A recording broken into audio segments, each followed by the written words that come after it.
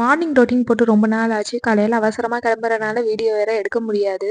நேத்து காலையில வந்து அடை தோசைக்கு தான் ஊற வச்சிருந்தேன். எல்லா பயிருமே போட்டிருந்தேன். சுண்டல், பட்டாணி எல்லாமே போட்டு ஊற வச்சுட்டேன். அது கூட வரமிளகா, பூண்டு, சோம்பெல்லாம் போட்டு அரைச்சு வச்சுட்டேன். கூடவே வெங்காயம், கொத்தமல்லி, கருவேப்பிலை, மஞ்சத்தூள் போட்டு மாவை ரெடி பண்ணி வச்சாச்சு. இப்போ பாப்பாவுக்கெல்லாம் கிளைமேட் சரியில்லாதனால ஃப்ரூட்ஸ் எதுவுமே கொடுக்கறதில்ல.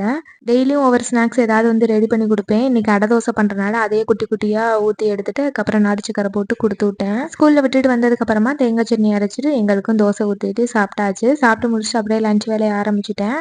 இன்னைக்கு லஞ்சுக்கு வந்து கத்திரிக்காயும் உருளைக்கிழங்கும் போட்டு பொரிச்சு குழம்பு மாதிரி வச்சுட்டு கூடவே வந்து காலையில் ஊற வச்சிருந்த அடைக்கு மாவு நிறையா இருந்துச்சு. அதே கொஞ்சமாக குறகுறப்பாக அடிச்சுட்டு வெங்காயம், கருவேப்பிலை, கொத்தமல்லி எல்லாம் போட்டுட்டு குட்டி குட்டியாக வடை மாதிரி பொரிச்சு எடுத்தாச்சு. இதுவுமே நல்ல மொறு மொறுன்னு பருப்போட சாப்பிட்ற மாதிரி தான் இருக்கும். சூப்பராக லஞ்சை சாப்பிட்டு முடிச்சாச்சு. சாப்பிட்டு முடிச்சதுக்கு ஈவினிங் மேலே தான் மாவுக்கு ஊற வச்சுருந்தேன். ஏன்னா காலையில் மறந்துட்டேன். இட்லியும் அரைச்சி எடுத்துட்டு அடுப்பையும் தொடச்சி வச்சுட்டு படுத்தாச்சு.